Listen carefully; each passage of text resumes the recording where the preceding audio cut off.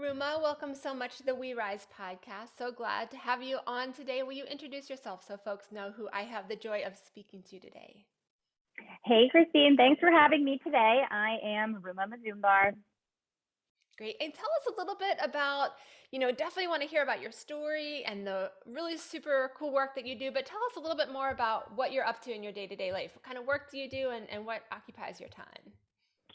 So, I recently left corporate America and took the leap and started my own real estate law practice.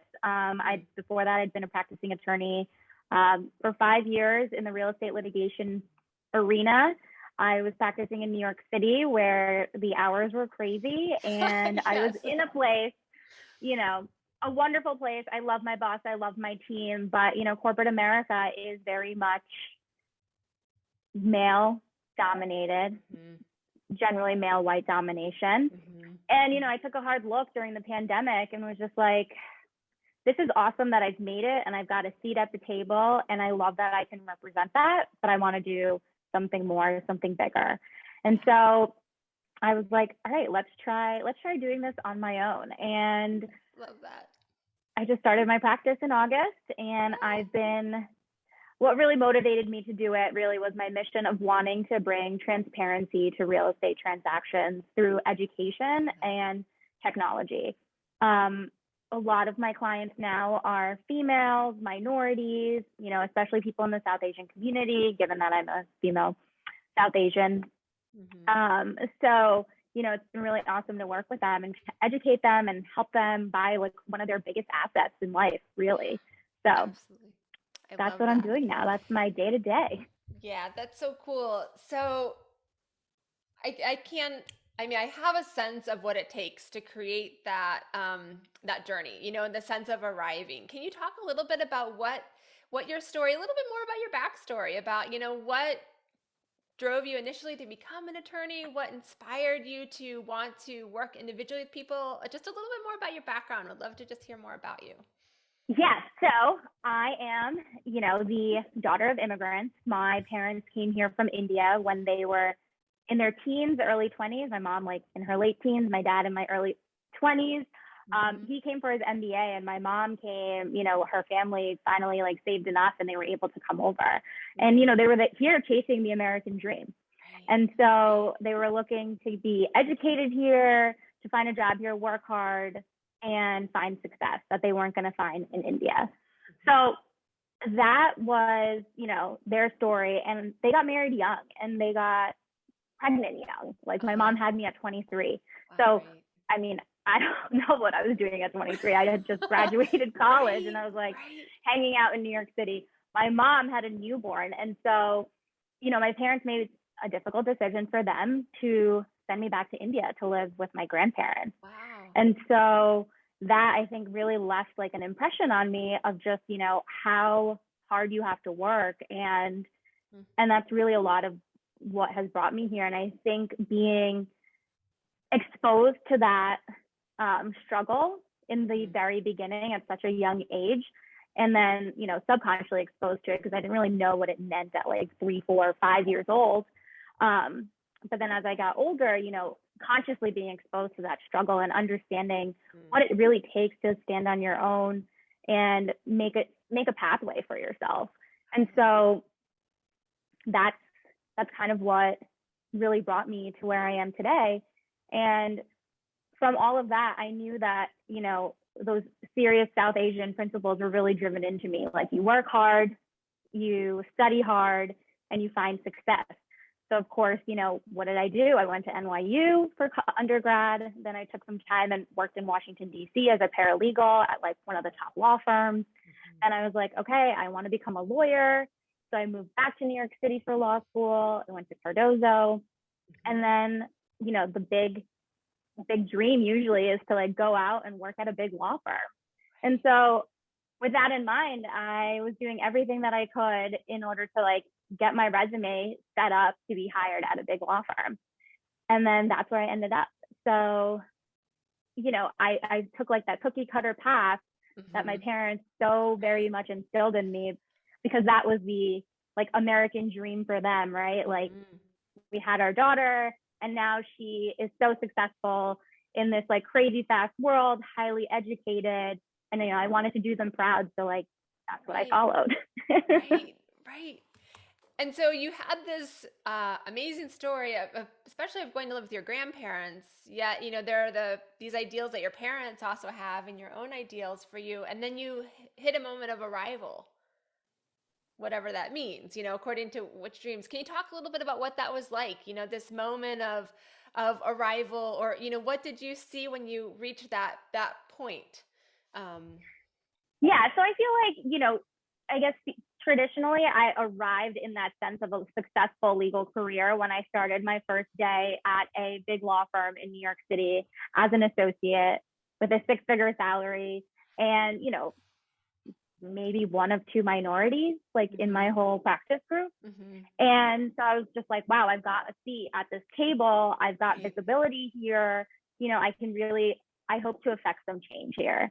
mhm, And so when I was even through my schooling process, even through application process for jobs, interviews and everything, I always like wanted to lean into being a minority and being a woman because, mhm, going back to my upbringing too, my mom is like such an outspoken, trailblazing woman. Like she mm. started her own mortgage brokerage when she was pregnant with my sister Oh, wow, neat. in 2000. So, Oh, you interesting. know, I saw her struggle through becoming an entrepreneur. So that like always scared me a little. And so I like more so stuck to the traditional route of like Oh, W-2 interesting. employee, being Right. employed by like corporate America, the stability of it all. And so, you know, when I had arrived at that, I was like, oh, I'm doing great. I'm doing great. And then, Mhm. 5 years into practice, I still had that seat at the table, but I was just like, there's, I'm there, and I'm like definitely inspiring the younger generation of lawyers who look like me to like want to be there. But what does all that even mean? And is Yeah. it really important to like be there? Like, I think I can do more on my own. Mhm. And Yeah. so this summer, I was just like, it's time for me to take that leap because Mhm. when you're in this like corporate America box, you're in that box. You have a job description that you follow. You know what you're tasked with, and you know what you need to deliver on, Mhm. right? And that's all you end up focusing on. And Right. you like forget about all the other places you want to develop and all the causes that are important to you and the people that you want to help because you get caught up in that grind. Yeah. And so the pandemic brought on, I'm sure for everyone, moments of like recalculation, recalibration. Yeah. And I saw what was happening to my female colleagues who did have children. I don't have children, but, Mhm. you know, childcare became such a big Yeah. deal. And like, how can you juggle work at 100% and show up at home 100%? Like, people relied on childcare and like school being a form of childcare. So when a shutdown happened, it was just like, what is corporate America doing for these people who Right. spend hours and hours Yes. doing work for them? Yes. And Mm. then, Yep. you know, being very slow to find good routes of support, right? So I started thinking about that. And Mm. and so yeah, so that was like one thing where I was just like, the pandemic really slowed down progress for women. Yeah. So women in the workforce especially. So with all that in mind, I was just like, I really want to think about how I want to spend my time, who I want to spend it with, and where I want to be in 5, 10 years. Like, I Mhm. don't want to be just another cog in the corporate wheel. Mhm. I love that. So it sounds like the pandemic created a sense of opening and awareness a little bit of really going back to some of the initial thoughts and ideals that you had about how you wanted to spend your time, what causes you wanted to support. But it also sounds like, as a whole, with women, you saw this kind of backpedaling that was happening. Ruma, you said something a little bit ago that was just so profound about, to some degree, your own upbringing, but one of the values or ideals that you had about standing on your own path as you were growing up, standing on your own pathway for yourself. Can you talk a little bit more about what that looked like in your upbringing or your, education and schooling and your own growth, and what parallels you found in starting your own business? Because that is no joke, starting your own business, especially in a global pandemic, leaving a corporate sector job. It takes guts to do that. Can you talk a little bit about what that path has looked like for you and standing on your own path? I appreciate you saying that because I'm still sometimes like, did I do the right thing? Right, aren't we all? Those of us who um, own businesses, we're always like, whoa. so in my family, I would say I'm one of the oldest ones, and I'm definitely one of the cousins that like everyone in my family looks up to. My mom's the oldest child, so everyone is pretty much just like after my sister, who is 22. Everyone's just like much younger in middle school, in high school, elementary school. So I've always been the one that's had to like forge my path, right? Like figure out what it is that I want to do, because I really didn't have like any older sibling to ask, like, what do you do? How do you do it?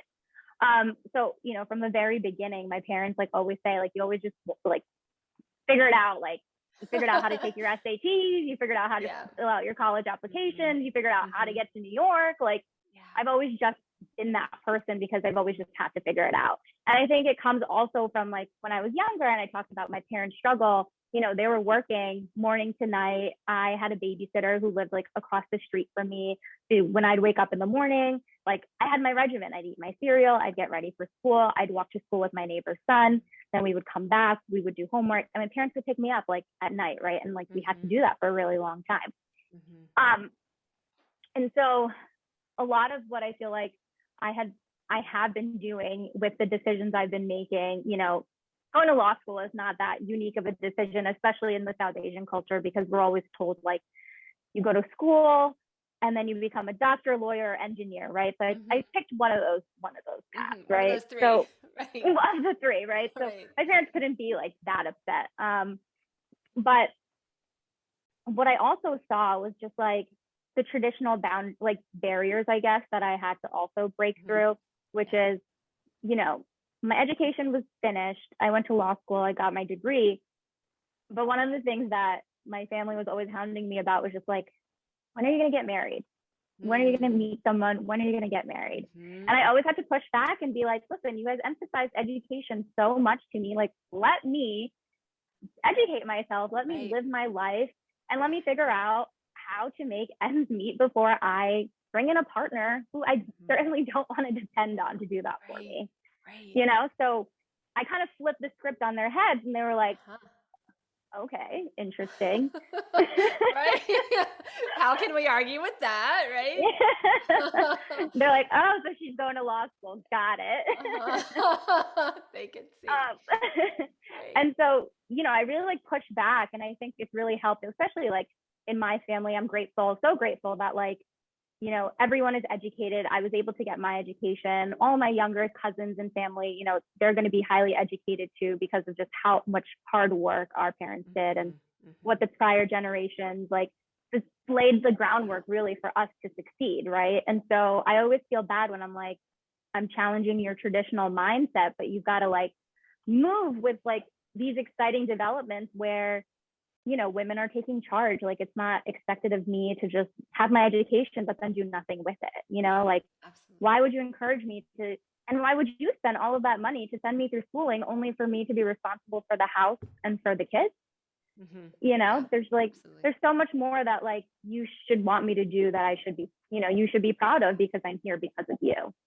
So it's interesting. I like kind of like taking that role onto myself, and feel like I'm breaking those barriers like within my family, but then I also want to do it within my community, because I do see, especially where I practice law right now, it's called Little India of New Jersey. So, this is where people come when they first come to America, right? They find their little pockets. In the 70s and 80s, it was like Flushing, Queens, upstate New York, Florida, Texas, Edison, New Jersey, right? Like little India towns where like all the Indians kind of like stayed together, because that's how they knew each other. They knew how their minds worked. They knew that they were all kind of in this together to succeed here. And so I see that same mentality too with like new people that come over here and they're like tech jobs or whatever on work visas and whatnot. I share space with like an immigration attorney too. So like I still see that struggle, and the clients that I deal with sometimes are just the male, and I'm always like, is there a partner? I never assume it's going to be a woman. I'm like, do you have a partner, right? Is there a spouse involved or anything like that? 9 out of 10 times it's a woman, right? And so I'm like, Mm-hmm. you know, should we add her to the phone call? Like, does she have any questions and things like that? And Yeah. um, so yeah, so I just feel like from forging that path in my family, I'm like now trying to forge that same sort of like confidence and like you can make those decisions I and love like there's that. so much more out there for you beyond just, Mm-hmm. you know, okay, you get here. This is what people and especially South Asians, Indian parents think Mm-hmm. is the American dream, but like it's really changing now and for the Mm-hmm. better, I would say. Yeah. That's so fascinating, Ruma. So, you've talked a lot about, themes around forging a pathway, creating something that is really aligned with who you are, but not just what your culture, the culture, whatever, one is the predominant narrative at the time is saying should happen. And now really working within the community that you serve to help grow that confidence. And for women, particularly, or people who identify as women, to kind of break barriers. Can you talk a little bit more about, um, one of the things I often ask people is about creating a sense of belonging. And it's so interesting to be able to, find these pockets of community. You talked about, folks finding little India, wherever that might be. What really has helped communities that you work with create a sense of belonging or a reweaving, if that is even a thing in the communities that you work with, to be strong? And what has held communities back from creating a sense of belonging? Yeah, so I think that you know, the creation of the community really stems from the fact that um, the original people that came over here, you know, in the 80s, 70s, 80s, they really like set up here. And this is like from stories that I hear from my in-laws too, because they Mm-hmm. came over a little bit sooner or earlier than my parents, right? So Mm-hmm. they worked for like tech companies and were in like the engineering world and things like that, right? So uh, they all came over here, I think, and a lot of them were either through work visas and things like that, Mm-hmm. came and then started just like building these communities, right? Mm-hmm. Of and I think they gravitated towards other South Asians and other Indian people coming over here because, you know, they speak the language, they eat the same foods, and they just understand your mentality, right? Mm-hmm. So I think that really helps in forming these communities wherever they were, all over the United States. And I think what kept them strong is that they just identified with all like the same values, right? Mm-hmm. And they were like, we want to make a better life for ourselves and for our kids. And this is how we're going to do it. And they kind of aligned in that sort of messaging Mm-hmm. because, you know, South Asian parents have their stereotypes of Mm-hmm. you have to study, you know, like I think what holds them back, I don't know if it necessarily holds them back, Mm-hmm. but I think my generation is doing that kind of breaking the what I was talking about before of like the traditional mentality and mindset of, you know, the man is the one who has the highest education, who makes the Mm-hmm. money, who is in charge of finances, and who makes the big decisions. And Mm-hmm. like the woman is thought to, you know, it's great that she's educated, but really she should keep her mind on like keeping the house together and taking care of the children, right? Mm-hmm. Mm-hmm. And so I'm kind of like, no, we're breaking beyond that. You know, it's like Yeah. I met my husband at 28. I just recently got married at 31. You Congratulations. know, I'm sure a certain generation of like the South Asian, you know, people would think like my ovaries are so old now. Like, what is she thinking?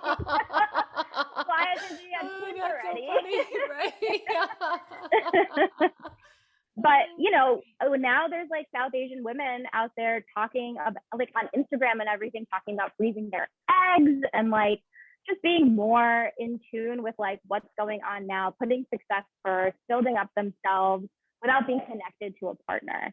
And Mm-hmm. so the more we break these communities out of that mindset, I think the better it's going to be for them. I mean, it's not like it's not traditional anymore. Mm-hmm. We've seen so much progress. I mean, Mm-hmm. I think like I'm an example of that. My parents didn't Yeah. like lock Yeah. me up and make me like Right. get an arranged marriage or Right. something, you know? Right. Right. But that still happens to some people and it could be good and it could be bad and people have reasons for it. But I think, you know, the more open-minded the community becomes, I think the better it gets and like the easier it gets too. Yeah, absolutely. So forging pathways, and certainly as you forge those pathways, it does become easier. And it sounds like setting an example is something you've talked about a little bit, Ruma, for other folks to follow. Can you talk a little bit more about the decision to start your own business? Yeah. What was that like? How's it going? It's such an empowering thing, and when you wear all the hats, it can be an overwhelming thing. Can you talk a little bit more about that process, which is definitely, forging your own way? I would say, while I would be forging my own way, I didn't do it without like my killer support system. And, the one person that has always inspired me in my whole life has been my mother. And so, she's always been outspoken. She's always done what she's wanted to do. And that's, written in me as well. And, she was my biggest proponent of going out on my own, because she was just like, how are you going to spend, like, for the rest of your life, you're just going to work 60 to 80 hours a week? Like, are you never going to have fun? Yeah, I love that. So she's asking you these hard questions and supporting you actively along the way, right? Right. Exactly. Right. So with her, it's like not as much work of like breaking the boundaries or traditional thinking or anything like that. And I was just like, yeah, like, you're right. What do I really want? And Yeah. is this what I want to continue doing? I mean, I kind of always knew I didn't want to be a partner at a law firm. I mean, I think it's like a huge accomplishment for anyone that gets there. And I think in its own self, it's being an entrepreneur, because you have to have a book of business, or otherwise they're going to kick you out, But I think that's so harsh, right? Right. Yeah. And so I was just like, first of all, I'm doing real estate litigation. I'm doing a very like niche thing, and I'm always going to be tied to like either this firm or my boss or this group or whatever, right? Like, once you start specializing in something and you start getting more seasoned, it becomes so much harder for you to like leave. Yeah. So I was at this like now or never point. And so I decided to just take a leap, like, I can't even lie and say that I read blogs or started listening to podcasts about how to do it. Yeah. I mean, I started doing all of that after I left. Right. And I was like, how do I do that? Right. What am I doing? Right. But it's now I'm like 6 months in, and where I started 6 months ago to where I am now, it's like, I just learned so much. And if you have that, if you're just crazy and hungry to learn, you can do it, I love that. And so I think that's really what's driven me to like have some early success that I've had, and really pushed me and supported me in like making this decision. And not to mention like my support system, of course. My husband obviously got the finances while I was like, I don't know. And he's just like, don't worry about it. Do what you need to do. I mean, I saved up a decent amount of money in the pandemic as well. Those are things we definitely thought about, decisions we made before, jumping into this whole new place, which is unpredictable. It is unpredictable. So you should have a little, spice for the unpredictability. Yeah, absolutely.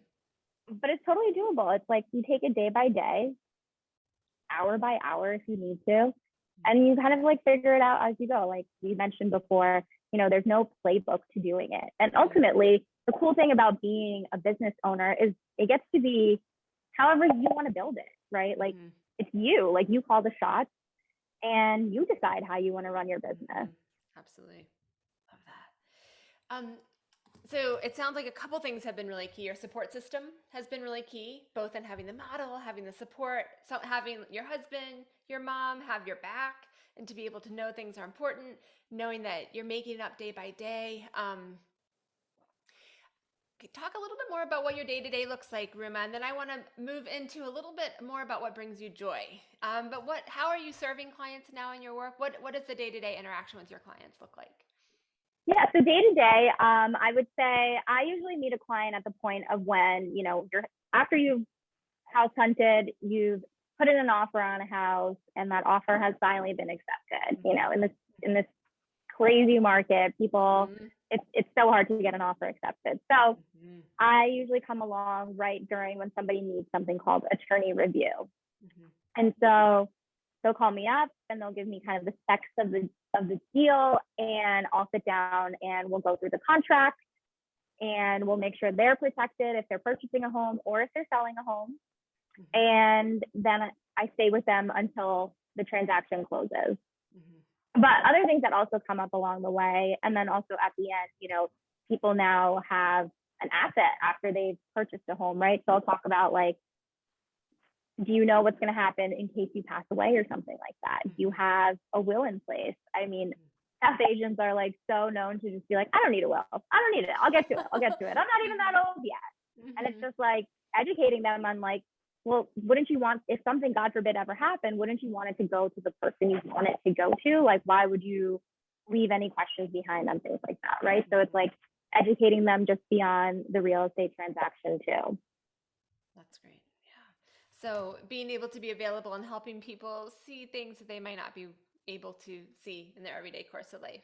So Yeah, definitely. And, you know, I find that people then become curious about, after they purchase their home, then they become curious about like investing and, you know, should I do like a flip and fix? And so it kind of like opens up this whole new box of interest in real estate too, as long as like they're not scarred from the transaction, which can sometimes happen when you get like a really bad inspection report and you're like, why is this house so dilapidated? I thought it looked really nice when I saw it. Right. And then you have to be there, I would imagine, as well, to be able to support people through that process. Yeah, exactly.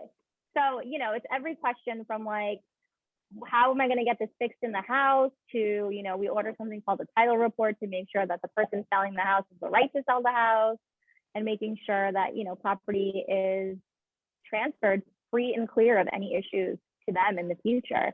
So yeah, that would be one way of working with them. Other ways, I just do like consultations with people who are curious, are just getting into real estate search. For example, I think through my social media, a lot of my friends are like, oh wow, like you like specialize in this? Like, can we chat? Can we get on a call? Yeah. Like, I'd love to hear about it from like the legal perspective, because realtors have their job and they do it really well, but people don't know really how to engage with realtors sometimes, and they're like, how many realtors can I be working with or anything like that, you know? So I always give them like a good primer of like just what to expect. So sometimes I get people before they've even started the house hunt, or they're just thinking about selling their house and they're kind of like, what are my real estate taxes, like transfer taxes going to be? Like, what happens if I move out of state? Like, how does that affect my taxes? So, you know, it's been interesting. I've been trying like different also, you know, marketing methods with like mortgage brokers and realtors. And I'm always like, let me talk to your client before they even like put in an offer or before they accept an offer. Like, people feel really comfortable talking to attorneys, and like, you know, I'm happy to provide that education, because I think it's important to have, you know, a good picture of like what to expect and what's going to happen, because this is such a huge decision. Yeah. So you're helping to bring clarity, you're helping to bring information, you're helping people to be informed and to think about things they might not think about otherwise, it sounds like. So key, especially in something as large as a home purchase, and especially in today's market. So, Ruma, I want to bring it back to you a little bit about, you know, you talked about when you were working in the corporate sector, cog in the wheel, coming back to causes. Tell us a little bit more about what brings you joy in your everyday and in your work. What are the things that spark and light you up? I mean, an easy one is like my favorite type of clients, which are the first time home buyers, single women, single parents too. They're really great. And, you know, just the feeling that they get at the closing table when they're walking away with their keys is just like really, really brings me joy and warmth. Like, I help them through this process, you know? So, and most times at closings, I'm like the last person to see this person as they go off into that next chapter of their lives. So that's really exciting. I'm also just enjoying like naturally connecting with people, whether they're just starting in the business, starting a business, looking to go to law school, are curious about real estate. It's been really cool as like a business owner getting DMs on Instagram like, oh, like that's so cool you started your practice. Like, can you tell me a little bit about like what softwares you're using, and, you know, little things like that. So that's been really awesome. And what else brings me joy is like interacting with the younger generation. I mean, they're so much cooler than like we were. I love that. I mean, they're just so savvy. They're so educated. And like they have such big opinions. And like I'm, you know, when I talk to my younger cousins, they're just so like ready to like take on the world and change it. And I'm like, it's so nice to see that they already have this like confidence built into them, you know? And I know all of my aunts and uncles are like worried that they've never seen like suffering or anything like that, or, you know, a struggle. But I'm like, it'll be okay, you know, like they'll figure out, they're better for not seeing it sometimes, right? Because they don't have to be hounded by all that childhood trauma. Yeah, which can be significant. Yeah, yeah, absolutely. I love that. So, looking ahead and looking back at the same time. So, as we get ready to wrap pretty soon, Ruma, I'd like to roll through some quick roller questions and hear a little bit more about your day to day. So, what keeps you moving forward on the days that you struggle? Definitely my support system. My husband is awesome. He kind of just like, he gets it when I'm struggling, whether it's with like a client, I lost a deal, I spent like an hour on a consultation and then the person went somewhere else. If I'm hangry, like he just gets it. We also have like an awesome puppy who provides great emotional support. And then really like my friends and my family, you know, even though I just started 6 months ago, my uncle, for example, trusted me with like my biggest deal to date, trusted me with his purchase of that transaction. And, you know, my friends are purchasing a home soon and they trusted me with taking them through the transaction as well. And, you know, that I have to like remember that like, you're okay, like you're doing well, you know, like just keep doing, your friends and your family are trusting you. And like, it's always hard to like have that buy-in, you know, right away, especially for these like big purchases. And then I think of like what my mother-in-law said, like she's just like so proud when I left and went out on my own. So like I'll like remember that excitement that she always has. And you know, it's really just my support system. And then, you know, I'll pull up my Excel sheet and look at my client list and look at the deals I closed and be like, it's okay. Right. Absolutely. I love that. Support system. Yeah, the community. It's so key in so many ways. Yeah. So what makes you excited about what's happening in the clients that you serve and your broader community? What's bringing you that sense of, newness? You've talked about it a little bit already. Yeah, I mean, I think the one thing is definitely the uptick in entrepreneurship. You know, especially women and minorities are breaking free. South Asians are breaking free of like just becoming a doctor, lawyer, engineer. I'm really excited that like mental health and awareness is like now becoming really big in my South Asian community. And it was such like a taboo for so long. And it's like now everyone's like speaking more openly about it. And within my community too, like I'm just seeing, you know, people moving forward and breaking out of those like traditional barriers with like creative and beauty startups and things like that. Everyone's just like exploring and like, you know, the American dream has really changed. And I think that's really exciting. And I feel like it's more of like what you want to be doing and what makes you happy versus what other people think you should be doing, which I think is awesome. And then, you know, I see it within my community too, of like my clients too, like their mentality and like wanting to actually ask questions and wanting to know the whys of why things happen in a real estate transaction is really cool too. Because I feel like people before would just be like, okay, like that's it. Okay, you just tell me what I need to be doing and I'll do it and I'll do it. And you know, now people are more curious and they're asking like the why behind things. Yeah. Instead of just accepting it for the way that it is. They want to be informed to know what. So you're not only performing, something that they need, but helping them understand the why of why things are taking place. So, and if they don't ask me why, I'm always like, do you want to know why? Do you really want to know? Right? Yeah. How about lessons learned? What would you offer to others? And building into that, what do you wish someone had told you 5 or 10 years ago about entrepreneurship, the work? So I guess both lessons learned and lessons learned.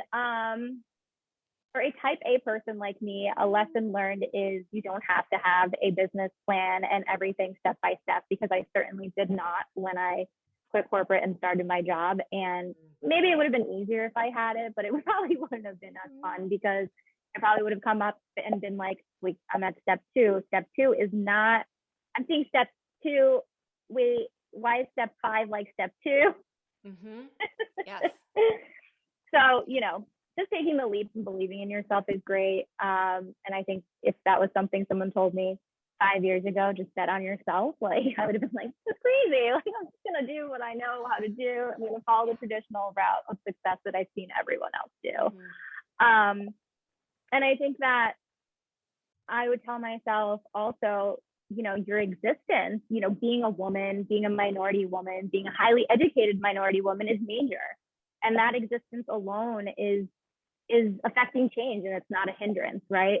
It's like, even when I was in corporate America, I advocated for it. I leaned into it like, hey, look at me. I look different than you. It's cool, right? And it made people uncomfortable, but it's like, it's like, you know, affecting change. And so I think if someone had told me that 5-10 years ago, it would probably, you know, change my mentality in the way I like went after things. Yeah, that's so fascinating. Yeah, I love that. So, Ruma, can you tell folks how they can find you? How can they find more about your business and learn more about what you're up to? Sure. So you can visit my website, www.esquire.com. You can also find me on Instagram at Esquire. And yeah, I think those are the best ways to reach me. I also have a Facebook page for, you know, everyone that still uses Facebook. So Great, you can find awesome. me We'll there as well. include all those links in the show notes. Anything else that you'd like to share? Any other thoughts and reflections as we get ready to wrap up today? Thanks so much for having me. And, you know, if you're thinking about starting a business, just go and do it. It's all it takes is baby steps. You don't have to have it all figured out. You will figure it out as you go. I love that. Starting small, growing, and obviously the passion, Ruma, that you bring, you know, is evident, and just doing it and rolling with it without having it all perfectly figured out first. So thanks so much for joining the podcast today. It's been great to have you on. Thanks so much.